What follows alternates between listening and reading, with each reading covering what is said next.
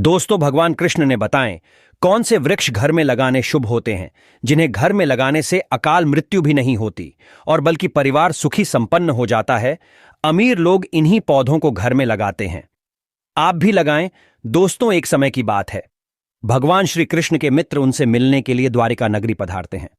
भगवान श्री कृष्ण उनका स्वागत करते हैं और उनके आने का कारण पूछते हैं। भगवान श्री कृष्ण के सखा उनसे कहते हैं, हे केशव, तुम तो सर्वज्ञ हो, सब कुछ जानते हो।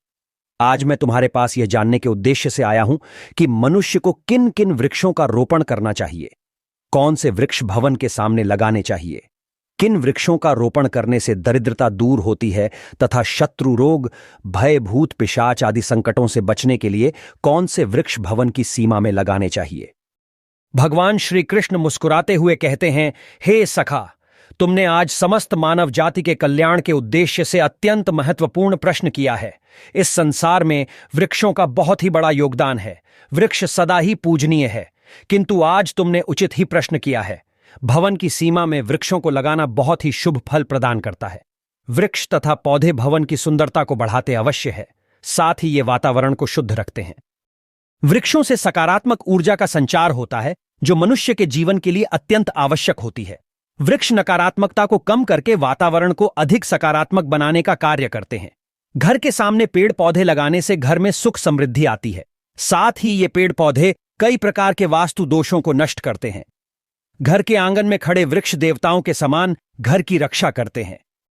मित्र भवन के पास कौन से पौधे लगाने चाहिए और कौन से नहीं, इसके बारे में बताने से पूर्व मैं तुम्हें एक प्राचीन कथा सुनाता हूं, जिससे तुम्हें समझ में आ जाएगा कि वृक्षों का तथा पेड़ पौधों का भवन के पास लगाना कितना शुभ होता है और कौन से पौधे भवन के पास लगाने से दुख एवं दरिद्रता आती है।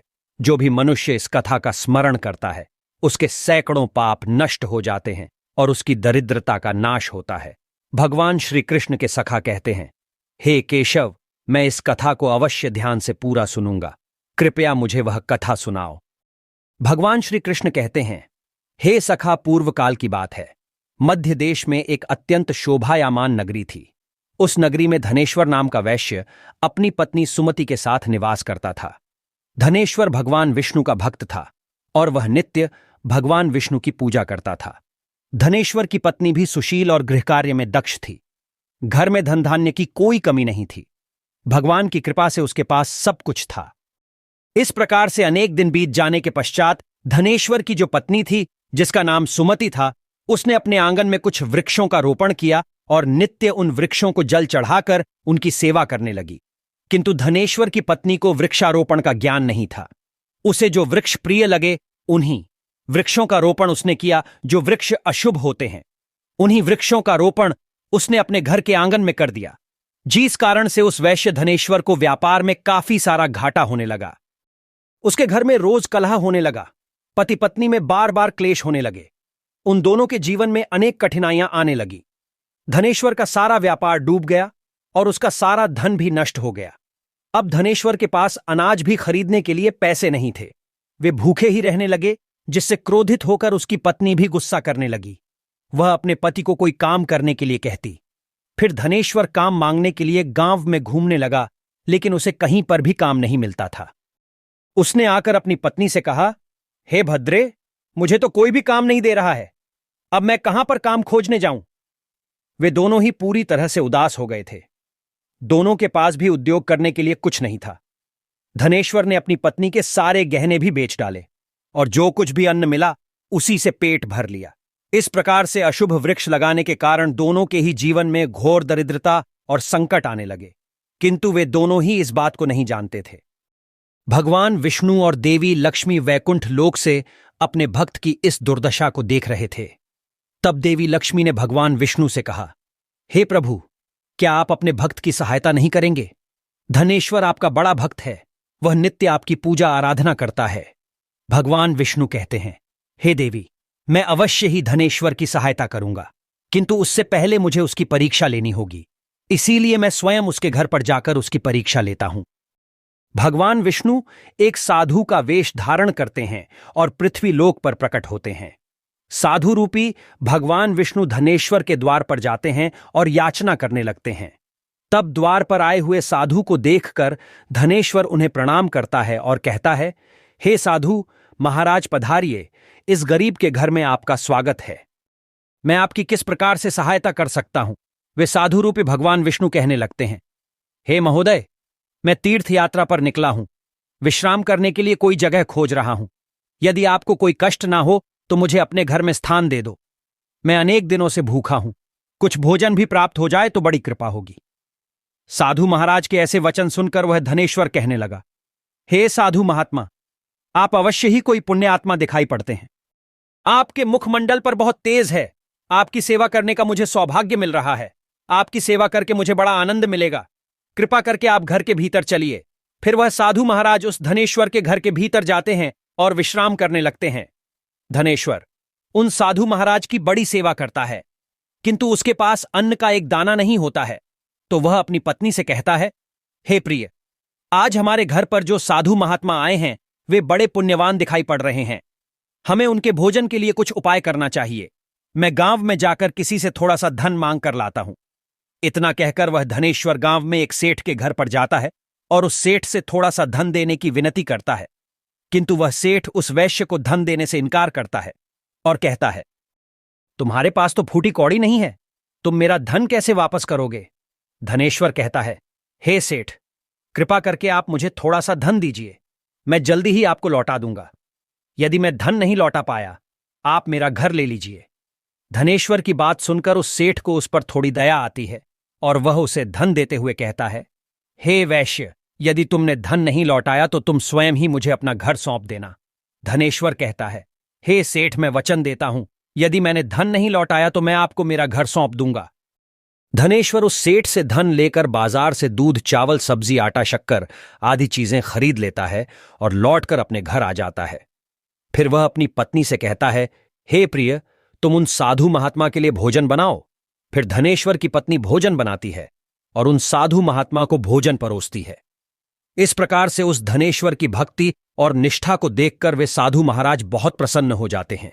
भोजन हो जाने के पश्चात वे जाते जाते उस धनेश्वर से कहते हैं, हे वैश्य, मैं तुम्हारी भक्ति और आदर सम्मान से अत्यंत प्रसन्न हूं। तुम्हारी जो भी कामना है मुझे बताओ, मैं अवश्य पूरी करूंगा। पूरी। तब वह धनेश्वर कहता है, हे महात्मा, आपका आशीर्वाद ही हमारे लिए सब कुछ है, किंतु मैं आपसे यह जानना चाहता हूं कि किस पाप के कारण मुझे दरिद्रता का दुख भोगना पड़ रहा है। हमने तो भगवान विष्णु की भक्ति की है, फिर हमारे जीवन में दरिद्रता क्यों आई है? इसका क्या कारण है और इस दरिद्रता को दूर करने के लिए मुझे क्या उपाय करना चाहिए? वह साधु महात्मा कहते हैं, हे वैश्य, मैं जब तुम्हारे द्वार पर आ गया था तभी मुझे यह झांत हो गया था कि तुम्हारे जीवन में घोर दरिद्रता और संकट आए हुए हैं, क्योंकि तुम्हारे भवन के सामने जो वृक्ष है वे ही तुम्हारी दरिद्रता के कारण है।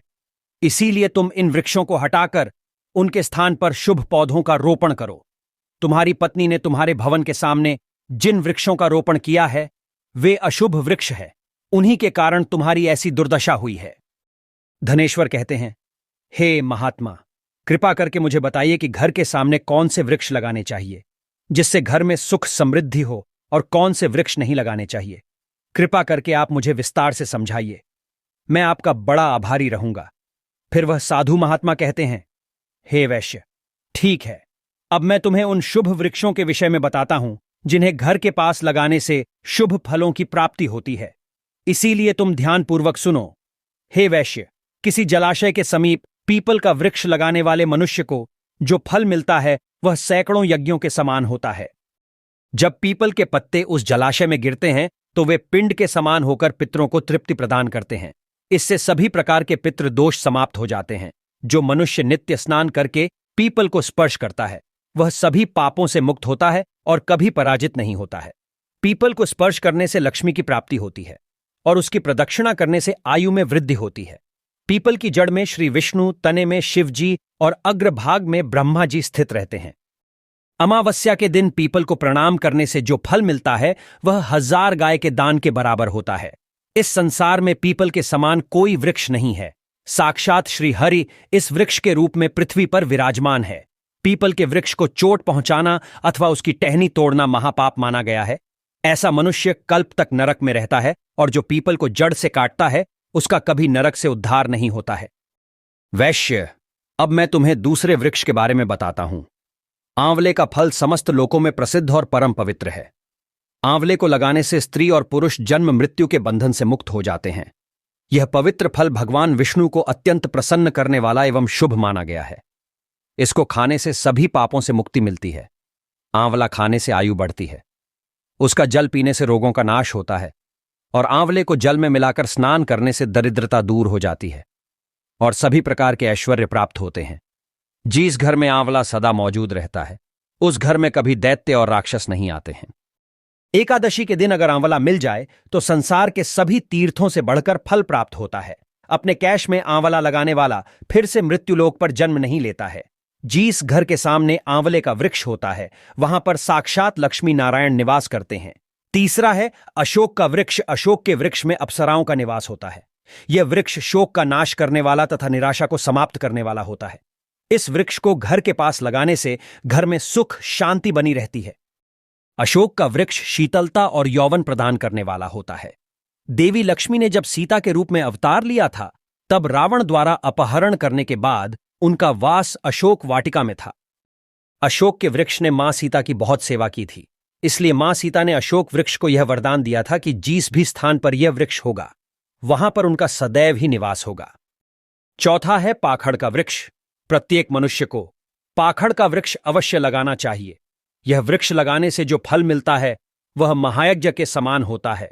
कलयुग में मनुष्य यज्ञ नहीं कर पाएंगे, इसीलिए उन्हें एक पाखड़ का वृक्ष अवश्य लगाना चाहिए।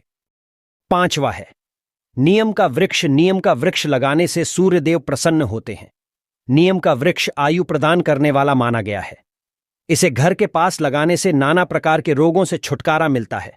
मां लक्ष्मी को नीम के पत्ते अत्यंत प्रिय होते हैं, इसीलिए वह नीम के वृक्ष के पास निवास करती है। घर के सामने नीम के वृक्ष का रोपण करने से धन संपत्ति की प्राप्ति होती है। छठा है जामुन का वृक्ष। यदि कोई मनुष्य कन्या प्राप्ति की कामना करता है तो उसे जामुन का वृक्ष अवश्य लगाना चाहिए।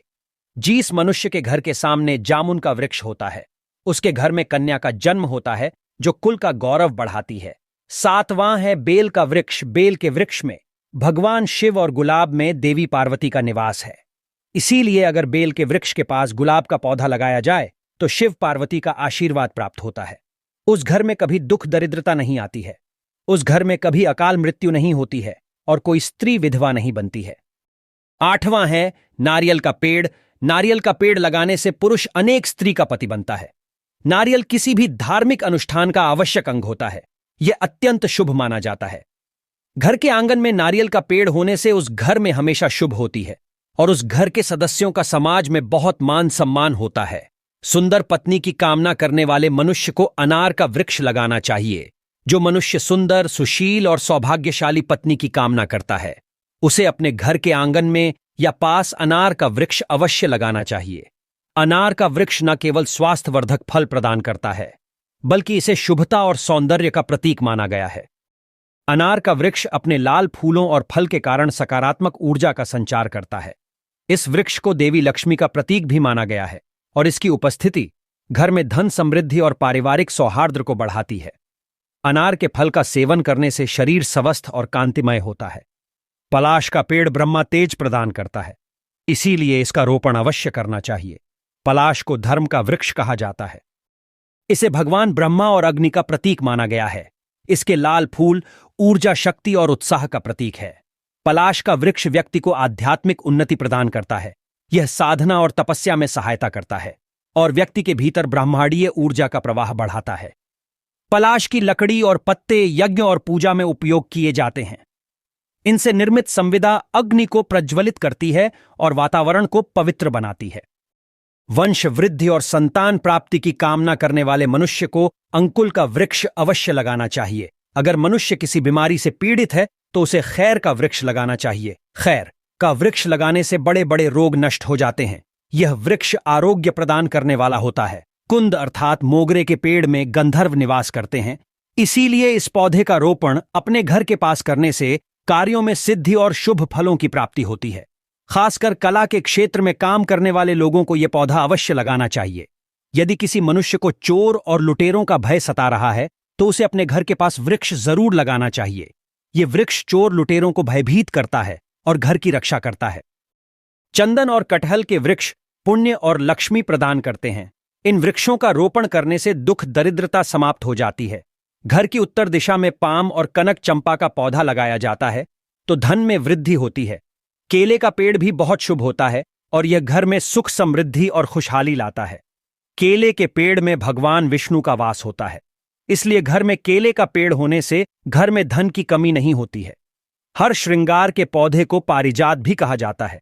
इस पौधे की उत्पत्ति समुद्र मंथन के समय हुई थी और देवी लक्ष्मी भी समुद्र मंथन से ही प्रकट हुई है। इसीलिए पारिजात के पौधे का बहुत अधिक महत्व है। यदि इस पौधे को अपने घर पर लगाते हैं तो आपको मां लक्ष्मी की विशेष कृपा प्राप्त होगी। मनुष्य को कभी भी ताड़ का वृक्ष नहीं लगाना चाहिए। ताड़ का वृक्ष संतान का नाश करने वाला होता है। जिस घर के पास ताड़ का वृक्ष होता है उस घर के संतानों की कभी उन्नति नहीं होती है। मनुष्य को कभी भी अपने घर के पास बहिड़े का वृक्ष नहीं लगाना चाहिए। इस वृक्ष पर भूत का वास होता है। जो मनुष्य बहिड़े का वृक्ष लगाता है वह भूत बन जाता है। इसके नीचे बैठकर कभी पूजा पाठ भी नहीं करना चाहिए। अगर किसी मनुष्य को शत्रुओं का भय सता रहा है तो उसे केवड़े का वृक्ष लगाना चाहिए। यह शत्रुओं का नाश करने वाला होता है। घर में कभी भी ऐसे पौधे नहीं लगाने चाहिए जिनको काटने या तोड़ने पर दूध निकलता हो। घर के सामने कभी भी बबूल का पेड़ नहीं लगाना चाहिए। इसे लगाने से विपत्ति आती है। घर के सामने बेर का वृक्ष भी नहीं लगाना चाहिए। इसे लगाने से नकारात्मकता बढ़ती है, धन का नाश होता है और संकट आते हैं। घर के अत्यंत समीप आम का वृक्ष भी नहीं लगाना चाहिए। इस वृक्ष की छाया घर पर पड़ना अशुभ फल प्रदान करता है, अतः इस वृक्ष को घर से दूर लगाना चाहिए। किसी भी मनुष्य को अपने घर के सामने पपीते का वृक्ष नहीं लगाना चाहिए। इस वृक्ष को लगाने से धन का नाश होता है और दरिद्रता आती है। अगर पीपल का वृक्ष भवन की पूर्व दिशा में होता है तो घर में निर्धनता व्याप्त हो सकती है। वट वृक्ष घर की पश्चिम दिशा में हो तो घर में शोक का काल चिरकाल तक रहता है। दक्षिण दिशा में तुलसी का पौधा हो तो संतान को पीड़ा सहन करनी पड़ती है। किसी भी मृत वृक्ष की छाया घर पर पड़ती है तो यह मृत्यु सूचक होता है। मृत्यु वृक्ष को तुरंत उखाड़ देना चाहिए। मरुस्थलीय पौधे कठोर और सूखे वातावरण में पनपते हैं। इन पौधों में कांटे और मोटे तने होते हैं जो नमी और जल को संचित करने के लिए अनुकूल होते हैं, लेकिन इनकी प्रकृति घर के भीतर या आंगन में शुभ नहीं मानी जाती। मरुस्थलीय पौधों के कांटे उनके आसपास नकारात्मक ऊर्जा का संचार करते हैं। ये पौधे घर में मानसिक तनाव, झगड़े और अशांति का कारण बन सकते हैं। घर के भीतर कांटेदार पौधों का रोपण वास्तु दोष उत्पन्न करता है। इससे घर के सदस्यों को आर्थिक तंगी, स्वास्थ्य समस्याएं और पारिवारिक कलह का सामना करना पड़ सकता है। वे साधु महात्मा कहते हैं, वैश्य, इस प्रकार से मैंने तुम्हें इन सभी शुभ और अशुभ वृक्षों के विषय में बता दिया है। इसीलिए तुम इन वृक्षों का रोपण करो और भगवान की कृपा को प्राप्त करो। वह धनेश्वर कहता है, हे महात्मा, आपने आज मुझे उत्तम ज्ञान दिया है।